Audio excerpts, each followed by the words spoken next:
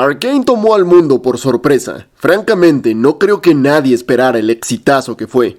Principalmente porque veníamos de una época donde el 90% de adaptaciones de videojuegos eran basura. Y sin embargo, League of Legends se las arregló para encantar tanto a los fans del juego como al público general. Y por eso, hoy en la Zona Fantasma, toca hablar de ello. Porque Arcane es algo que todo aquel que quiere escribir una historia debe ver para tener una referencia de cómo debe quedar un producto de calidad.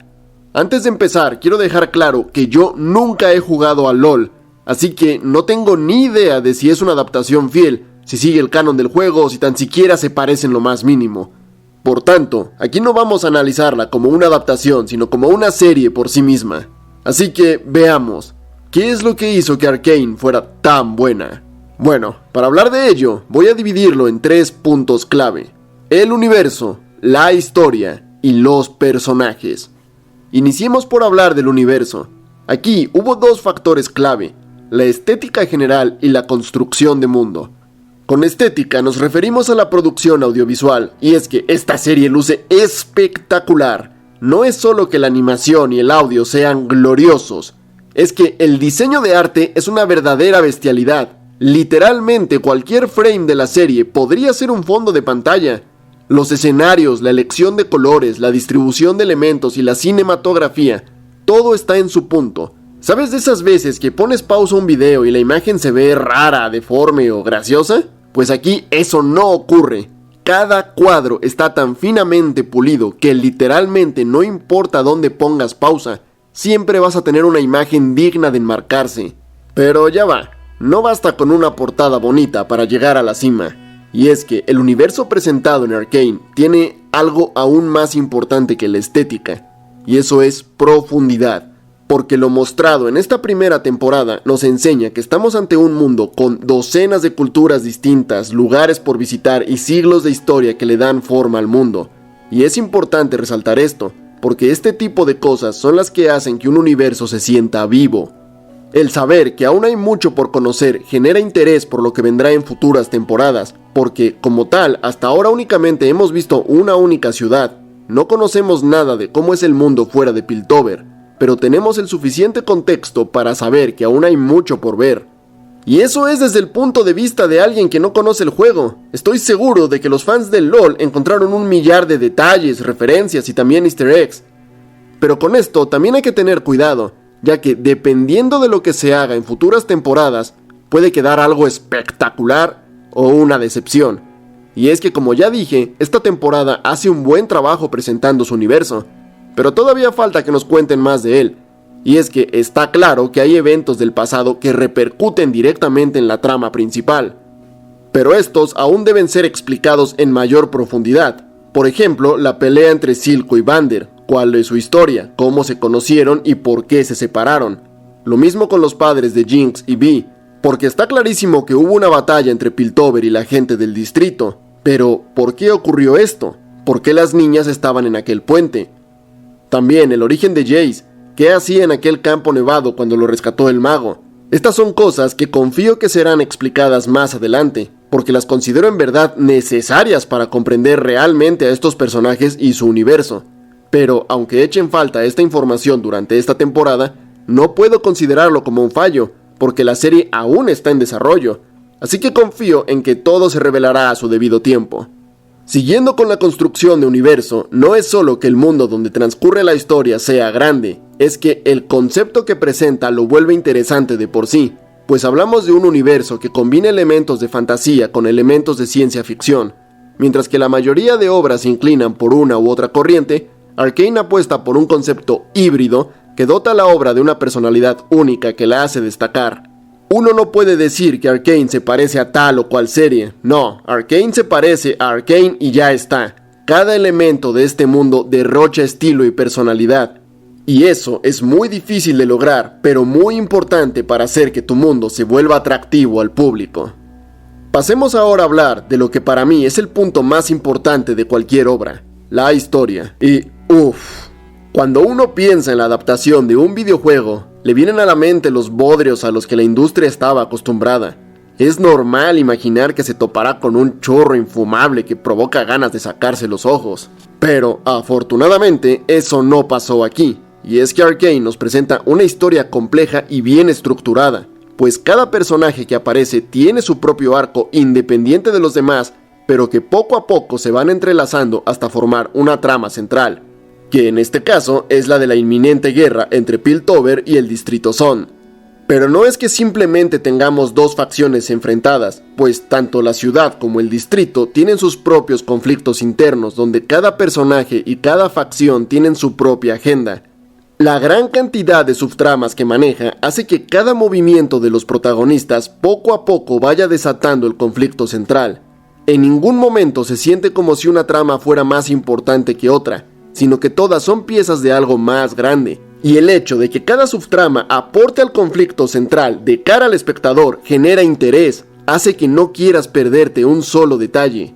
¿Cuántas veces te ha pasado que estás viendo una serie o una película y hay una subtrama o un personaje que sientes que sobra, que no te interesa porque sabes que su impacto en la trama es tan mínimo que cada vez que aparece en pantalla lo único que quieres es volver con los personajes que sí te importan? O peor aún, cuando una subtrama sí es importante, pero es tan aburrida o tan metida a la fuerza que provoca que te aburras y acabes abandonando la serie. Eso es algo que le pasa a muchísimas series que intentan morder más de lo que pueden masticar. Y es que manejar múltiples tramas a la vez no es nada sencillo, pues el riesgo de perder el foco de la serie es altísimo.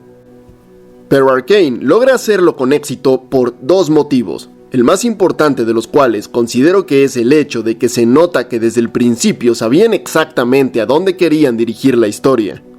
Primero escribieron la columna vertebral de la serie y luego diseñaron las subtramas en torno a eso, de modo que todas ellas se sienten como una parte natural de la historia. Muchos autores, en su ambición por crear una historia compleja, idean múltiples tramas sin tener una idea de cómo harán para enlazarlas después, solo para descubrir muy tarde que no tienen una forma de hacer que las piezas encajen. Para hacer una historia que se cuenta desde diferentes puntos de vista, primero hay que tener bien claro cuál será la trayectoria central desde su inicio hasta su final. Primero se hace el tronco y después las ramificaciones. Arcane tiene clarísimo a dónde quiere llegar y por eso hace que todas sus subtramas se complementen para llegar a ese punto, de modo que todo se sienta natural dentro de la historia. Pero si se hace al revés y solamente se tiran ideas separadas para luego tratar de unirlas por la fuerza, resulta en una obra inconsistente, dispersa y llena de huecos argumentales. Afortunadamente aquí las cosas se hicieron del modo correcto, algo que es rarísimo de ver. De hecho, la única otra obra que se me viene a la mente que maneje un concepto de escritura similar es Juego de Tronos, así que dense una idea de lo difícil que es hacer esto. Pero dijimos que para que una historia así funcione hacen falta dos cosas. De la primera ya hablamos, pero ¿cuál es la segunda? Pues para eso tenemos que pasar al tercer punto clave de por qué Arcane es tan buena. Y eso es, los personajes. Una buena historia necesita buenos personajes, y aquí los hay por doquier. Literalmente no hay ninguno que se quede corto. Todos son buenos, es más, todos son excelentes. Y sobre todo, es fácil identificarse con cualquiera de ellos, porque hay una característica que todos tienen en común, y eso es la humanidad y el realismo que manejan en sus personalidades. Y es que aquí no hay nadie completamente bueno o completamente malo. Todos tienen cierto nivel de complejidad en su desarrollo y motivaciones que los hace sentirse reales aún dentro de la ficción. Aquí se pueden ver a villanos con intenciones nobles y también a héroes que toman acciones de moralidad cuestionable. Y es que estos personajes se alejan de los estereotipos idealizados para presentar una visión más realista de cómo se comportaría la gente ante una situación compleja. Y para explicar esto de mejor manera, creo que es necesario hablar por separado de ciertos personajes. A partir de acá habrá spoilers en caso de que alguien aún no se haya visto la serie, así que advertidos están. Iniciemos por el personaje más gris de todos, el Sheriff Marcus. A este te lo introducen como el típico policía prepotente, y más tarde el comisionado corrupto que encubre a sus patrones de la mafia. En papel es un villano estereotípico. El policía corrupto es un cliché tan extendido que uno ya está predispuesto a odiar a este tipo de personajes. Sin embargo, Marcus es alguien a quien no se puede juzgar tan rápido. porque su psicología es más compleja que eso, y lo demuestra con escenas donde se ve que, aunque está comprado por la mafia, también se preocupa por su gente. Durante el funeral de sus compañeros policías se le puede ver sufrir por ellos y lamentar sus decisiones. Es un hombre que hizo un trato con el diablo para poder escalar en la vida, y que al darse cuenta de lo que sus acciones han provocado se arrepiente. Pero ojo, porque esto tampoco es el estereotípico arco de redención.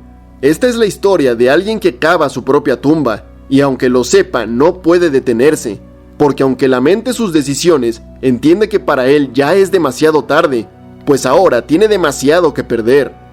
Incluso piensa en sacrificarse para acabar con Silco, pero tampoco se atreve, y eso está bien, porque lo hace ver real. No todos pueden redimirse ni tener el temple y el valor para hacer semejante sacrificio. Algunos simplemente son el hombre arrepentido, que ya no puede dar marcha atrás. Hablemos ahora de Jace, Victor y Heimerdinger, porque estos tres funcionan como un conjunto. Veamos primero a los dos jóvenes, y es que estos son una muestra sobre cómo las circunstancias de la vida pueden corromper hasta el más noble de los ideales. En principio, Jace y Victor son dos jóvenes que comparten una visión de un mundo mejor, donde la tecnología y la magia se unen para ayudar a las personas, y trabajando juntos, logran revolucionar el mundo al darle forma a su sueño. Pero entonces es donde las cosas se complican. Jace es activo y ambicioso, pero también prudente y receptivo a aceptar consejos. Al principio tiene una visión idealizada del mundo, pero conforme gana renombre y se introduce en las altas esferas de poder, se da cuenta de que vive en un mundo infestado de corrupción, y esto le asquea y trata de combatirla, pero en el proceso él mismo también se vuelve cada vez más corrupto, pero no de una forma maliciosa, sino a modo de sacrificio, porque entiende que el mundo no es un cuento de hadas, y no todo puede resolverse por las buenas. Empieza por conceder un par de favores a la gente adecuada y termina haciendo un trato con el principal jefe criminal. Pero esto no significa que se vuelva malo, todo lo contrario. Él hace lo que hace para defender los principios en los que cree, pero también mientras más se involucra en la política, más cómodo se siente en aquel ambiente y más se desconecta de la realidad que viven los demás. Y ahí es donde entra Victor, que en mi opinión es el mejor personaje de la serie. Él funciona como un contrapeso a Jace, porque mientras su compañero representa el progreso nacido de la ambición, Victor representa el progreso nacido de la desesperación. Él fue un niño pobre y enfermizo que se crió en los barrios bajos de la ciudad.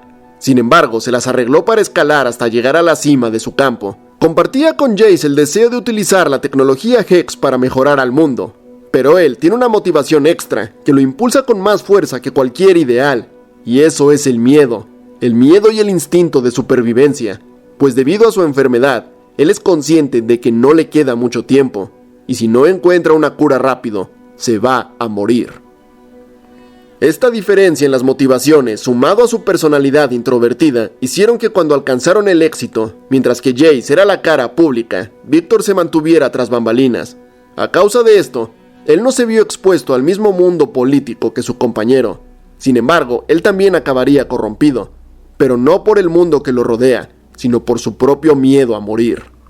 Se nos muestra cómo de niño trabajaba como asistente para un científico que intentaba mantener con vida a un espécimen raro. Sin embargo, cuando se dio cuenta de lo inmorales que eran sus experimentos, decidió abandonarlo. Pero no antes de que aquel hombre le dijera que llegaría el día en que él también comprendería por qué hacía lo que hacía. Y tenía razón, llegaría el día en que lo entendería todo.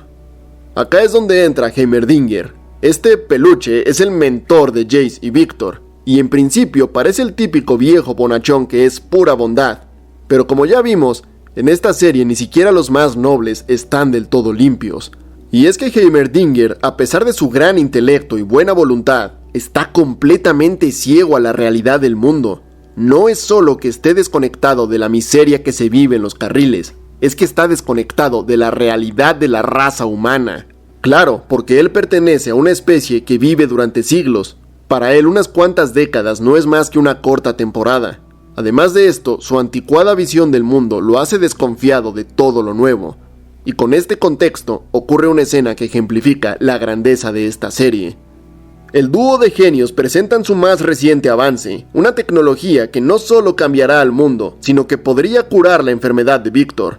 Sin embargo, Heimerdinger no confía en que sea seguro usarla y les ordena un periodo de pruebas de 10 años. Claro, para él una década es como decir una semana, pero ni siquiera se le pasa por la cabeza cuánto tiempo es eso en una vida humana. Y remata con la frase, no tienen por qué apurarse, porque siempre hay un mañana. Y esa frase es clave para entender la escena. Jace, aunque a regañadientes, acaba aceptando las condiciones de su mentor, porque al fin y al cabo no tiene ninguna urgencia. Sin embargo, Víctor sí que la tiene. Heimerdinger dijo que siempre hay un mañana, pero Víctor no puede esperar al mañana, porque para él ya no hay un mañana. Y la siguiente escena define a la perfección este dúo, porque mientras Jace se aleja del laboratorio y es totalmente absorbido por el mundo de la política, hasta el punto de que ahora se acuesta con una concejala, en contraparte, Víctor se sumerge más y más en su investigación. Mientras uno se enreda en las sábanas de los poderosos, el otro se está muriendo en el laboratorio. Y entonces es que comprende las palabras de su antiguo mentor. En presencia de su propia muerte, es que comprende que para progresar hay que hacer sacrificios. Víctor renuncia a parte de su humanidad, sabiendo que será rechazado y visto como una aberración, pero a cambio sobrevivirá y su trabajo progresará.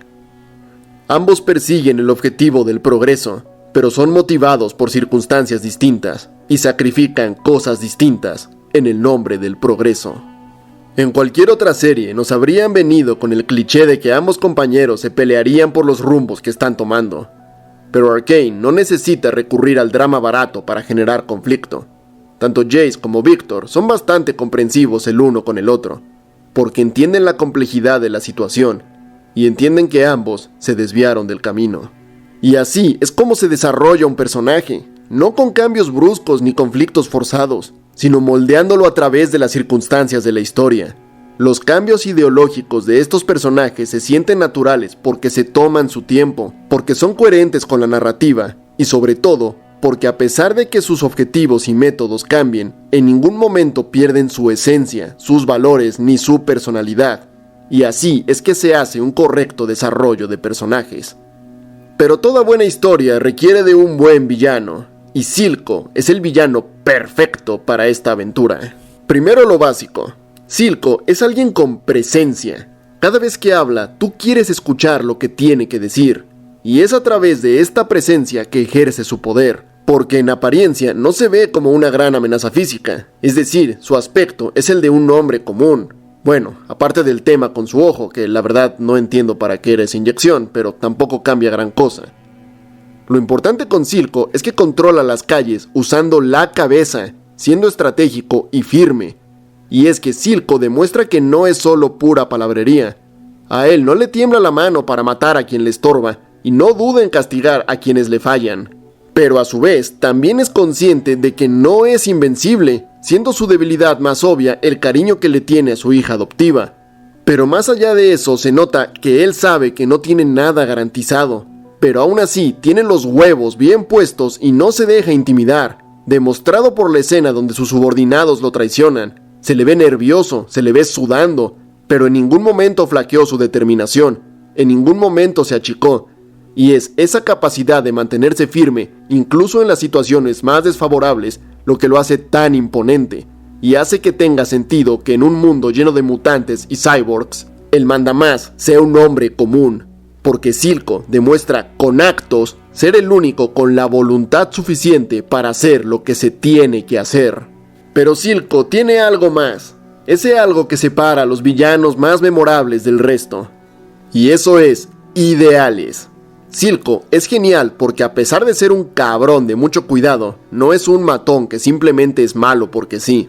No, él es alguien que desea lo mejor para su gente. Se ve a sí mismo como un libertador que guiará a Son hacia un mejor futuro, y para conseguirlo está dispuesto a todo.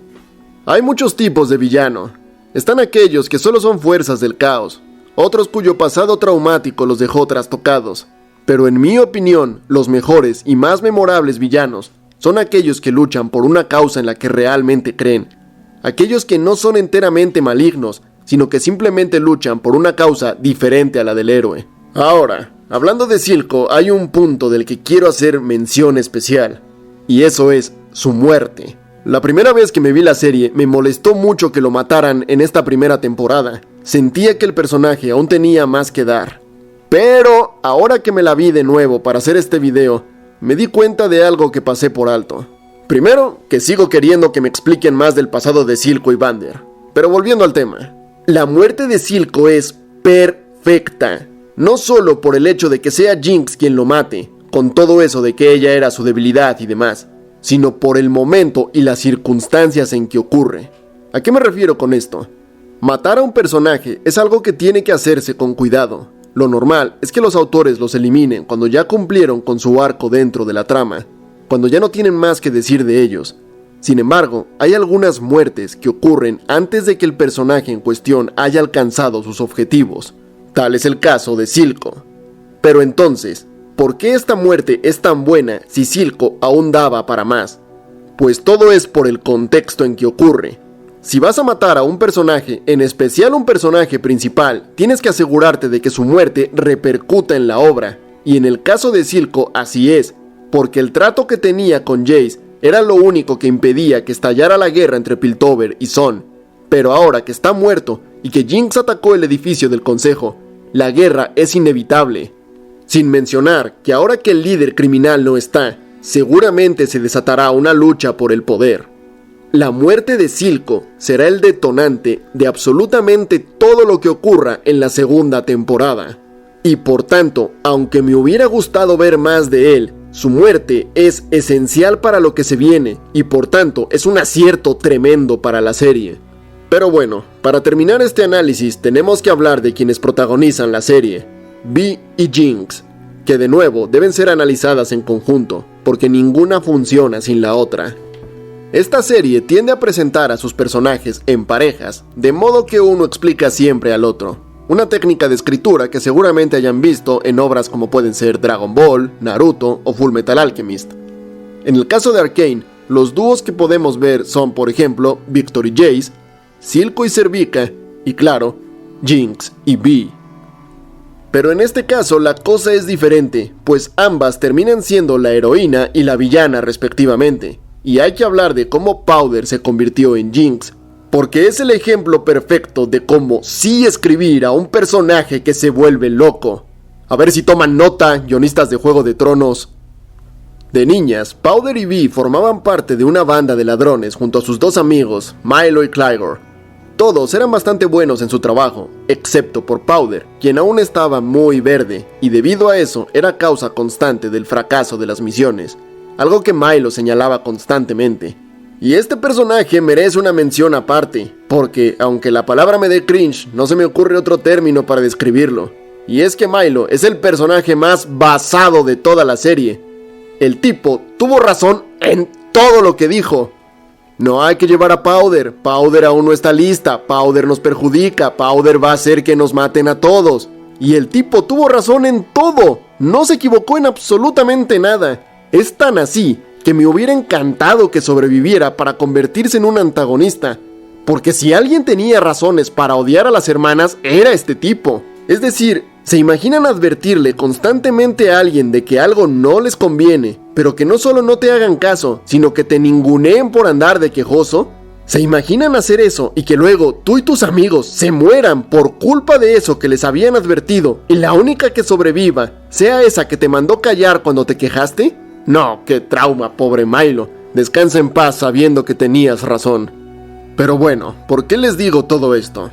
Porque a raíz de la muerte de su equipo es que Jinx se vuelve loca, pues se culpa por esta situación. Y hay muchísimos personajes atormentados por culparse de alguna tragedia. Y este tipo de personajes suelen recuperarse tras aceptar que lo que ocurrió no fue su culpa. La diferencia es que Jinx sí es culpable de lo sucedido. No es que durante la misión se haya visto superada por las circunstancias, no es que hubiera ocurrido algún accidente fuera de su control, no, nada de eso. Vi le dio órdenes claras de quedarse en casa porque no estaba lista para aquella misión, pero Powder a plena conciencia decidió desobedecer y actuar por su cuenta, y a consecuencia de ello todos sus amigos murieron. Powder es culpable de lo acontecido y ella lo sabe. Powder es culpable de lo acontecido y ella lo sabe. Por eso, años después, sigue atormentada por las voces de sus compañeros muertos. Los mismos que le advirtieron de no hacer lo que hizo y que aún así eligió ignorar. Por tanto, la locura de Jinx no solo está justificada, sino que es prácticamente incurable, porque sin importar lo que haga, el peso de los cadáveres los lleva encima como una sombra que la sigue a todas partes. Un sentimiento que se ve gloriosamente representado en esta tremenda escenota que hasta despeina los pelos de los huevos de lo poderosa que está.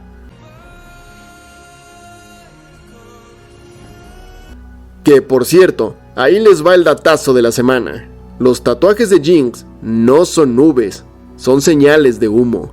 El mismo humo con el que debía llamar a su hermana aquella noche que eligió desobedecerla. Pero ahora hay que hablar de Vi, porque ya dijimos que Jinx fue la culpable del incidente que mató a sus amigos, pero no fue la única culpable, porque Vi también es indirectamente responsable de esto. Me explico. Vi era la líder del equipo y como tal demostró ser fuerte y efectiva, mantenía las cosas bajo control y era la digna sucesora de Vander. Sin embargo, y esto es un detalle magistral de la serie, Vi tenía más en común con Silco que con Vander, y no solo por el hecho de que ambos poseyeran una personalidad combativa, sino porque ambos, a pesar de ser implacables con sus subordinados, tenían una debilidad por Jinx. Vi demostró ser una líder estricta que no temía reprimir a sus compañeros por sus errores, demostrado por cómo regañó a Milo por revelar el contenido de su botín, o como cuando presionó a Echo para sacarle información. Ella era firme con todos excepto con Powder. Para Vi, la felicidad de su hermanita era lo más importante, y a causa de ello se volvió condescendiente. Dejó pasar absolutamente todos sus errores, como si no importaran. En ningún momento le reclamó por nada.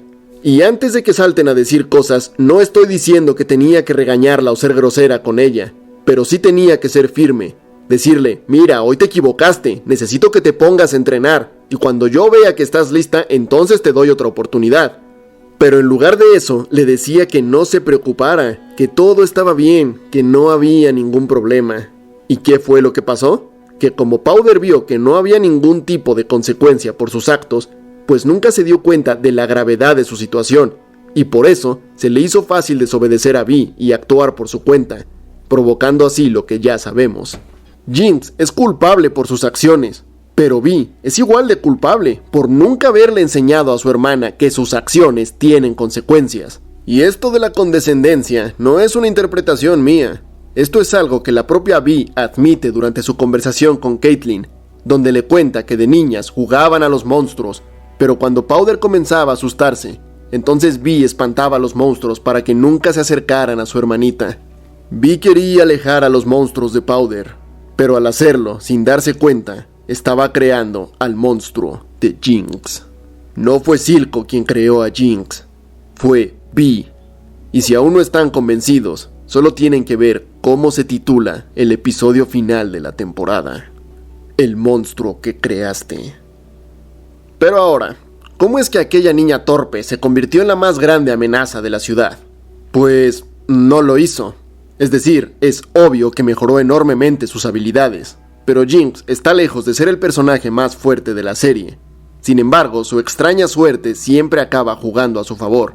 Por ejemplo, Vi es mucho más hábil, pero es incapaz de ver al monstruo. Ella no ve a Jinx, solo ve a Powder, y nunca podría ponerle un dedo encima a su hermanita, ni tampoco dejar que alguien más le haga daño. En el capítulo final, Caitlyn tiene a Jinx a tiro.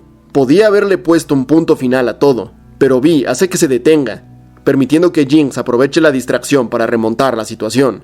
Pero el ejemplo más claro de esto es Echo. Él también creció junto a Powder, también le tiene cariño, pero a diferencia de Vi, sabe que aquella niña ya no existe y que Jinx tiene que ser detenida cueste lo que cueste. Y de hecho, Echo estuvo a nada de acabar con ella, pero se detuvo en el último momento porque al verla indefensa le tuvo lástima. Y estos detalles me encantan porque vuelven a Jinx alguien mucho más complejo. No es solo una loquita que va por ahí venciendo a tipos que ni de chiste debería poder vencer, como cierta payasa sobrevalorada, Harley Quinn. No, Jinx es fuerte, pero está lejos de ser invencible, y es una combinación de varios factores, todos ellos sustentados por la trama, lo que la vuelve tan peligrosa y lo que la vuelve un gran personaje. Pero ahora, lo que ocurre en las siguientes temporadas puede hacer la diferencia entre que Jinx se convierta en uno de los mejores villanos de la historia o en otro personaje cliché del montón. Y es que Jinx no debe redimirse nunca. La gente detrás de esta historia creó una villana espectacular, y darle un arco de redención sería echar a perder todo el dramatismo que se ha venido trabajando. Jinx debe permanecer como una villana, tanto por su bien como por el de su hermana, porque el arco de Vi es uno que apenas empieza, y más vale que no acabe siendo el personaje evangelizador que no se detiene hasta traer a su hermana de vuelta a la luz. Eso ya lo hemos visto en Naruto y quedó ridículo.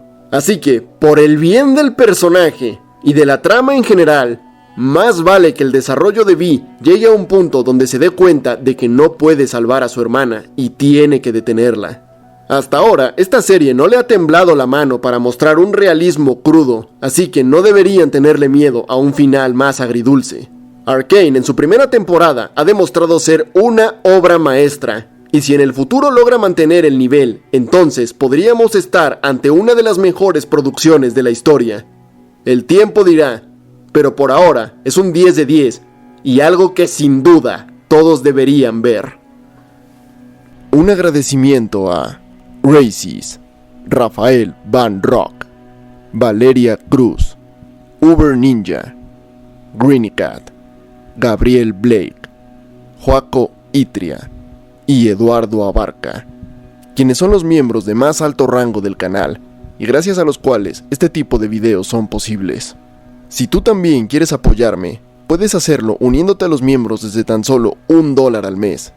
Y si no, con tan solo dejar tu like, tu comentario y tal vez compartir este video, ayudas enormemente al canal y yo te lo agradecería muchísimo. Recuerda también seguirme por mis redes sociales, en Twitter como @lazonafantasma3 para no perderte de las novedades del canal, y en Instagram como @ponce.turambar para estar más en contacto conmigo. Un saludo a todos y nos vemos en la próxima. Por cierto, la tensión sexual y romántica entre Vi y Caitlyn está excelentemente bien hecha. Nada de agendas ni tonterías forzadas, solo una atracción natural entre dos personajes. Así es que se hace. No hay ni siquiera un beso y aún así está clarísimo que estas dos tienen tema. No como cierta pareja inventada de la que hablaremos la próxima semana.